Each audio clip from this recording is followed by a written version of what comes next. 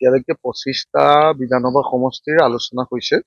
গোটেই ৰাতিটো চলিব আৰু কাইলৈ গোটেই দিনটো চলিব।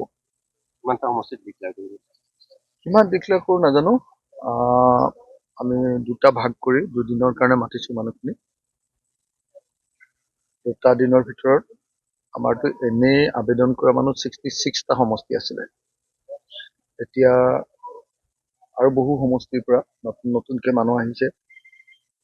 মোৰ বোধেৰে 100টাৰ ওপৰত সমষ্টিৰ কেণ্ডিডেট আহিব আৰু তাৰপিছত ক'ত দিয়া যাব ক'ত দিয়া নাযাব এইবিলাক সম্পৰ্কে সিদ্ধান্ত গ্ৰহণ কৰা যাব। গতিকে এইটো উজু কথা নহয়, বহুত টাইম লাগিব। আকৌ মোক তাকো নিৰ্বাচন কমিটিয়ে যিখিনি লিষ্ট দিছে সেইসকলকে মাতিছোঁ। অকল যিসকল নিৰ্বাচন কমিটিয়ে লিষ্ট দিছে যে এইকেইজনৰ ভিতৰত কথা পাতিব পাৰি, চবক মতা নাই। সেইকাৰণে যিখিনি আমাৰ নিৰ্বাচন কমিটিয়ে চিলেক্ট কৰি দিছে যে এইকেইজনৰ ভিতৰত আপুনি চুজ কৰিব পাৰে, সেইকাৰণে তেওঁলোকৰ লগত কথা পাতি থকা হৈছে।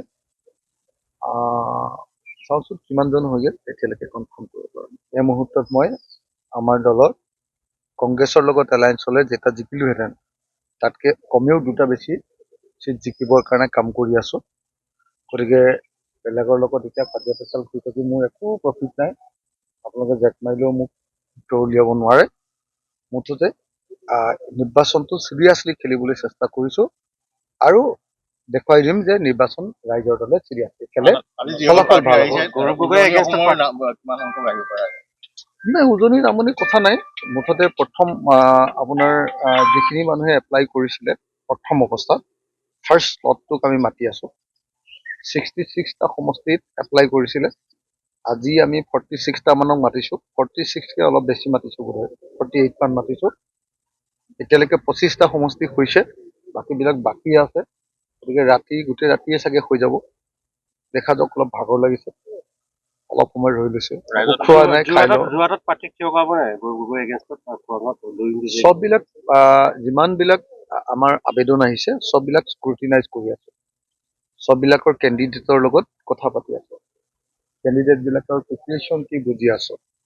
কেণ্ডিডেটবিলাকৰ ফাইনেন্সিয়েল সামৰ্থ্য কি আছে সেইটোও বুজি আছোঁ।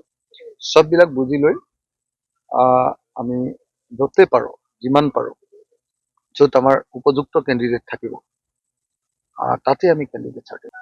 মানে শিৱসাগৰত যাৰ হয় হওক, আৰু বিজেপিৰ পৰাও দিব চাগে, বিজেপিৰ পৰাও দিব চাগে, ৰাইজৰ দলৰ পৰাও দিম, কংগ্ৰেছৰ পৰাও দিব চাগে, নাজানো। কিন্তু প্ৰাৰ্থী যোনে নহওক লাগিলে আমি ৰাইজৰ দলে চেষ্টা কৰিম জিকিবলৈ। জিকিব পাৰিলে ভাল হ'ব। আৰু মোৰ এনেকুৱা ভাৱ হয় যে শিৱসাগৰত আমি 100% জয়ী হ'ম। আপোনালোকৰ এটা সময় নষ্ট এটা হ'ল কংগ্ৰেছৰ লগত 45 দিন গ'ল। সেইটোৱে আটাইতকৈ ডাঙৰ ক্ষতি কৰিলে।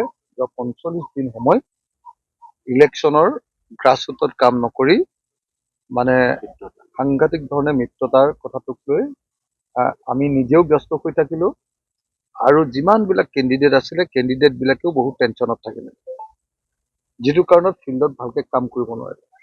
এইটোৱেই মানে আটাইতকৈ ডাঙৰ লছ কৰি দিলে।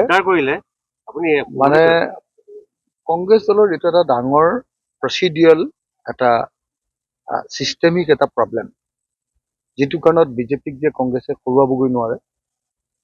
তাৰ প্ৰব্লেমটো হ'ল যে তেওঁলোকৰ গোটেই মানে প্ৰাৰ্থী চিলেকশ্যনৰ যিটো প্ৰচিডিউৰ, সেইটো প্ৰচিডিউৰতে মানুহক যিমান টেনশ্যন দি দিয়ে,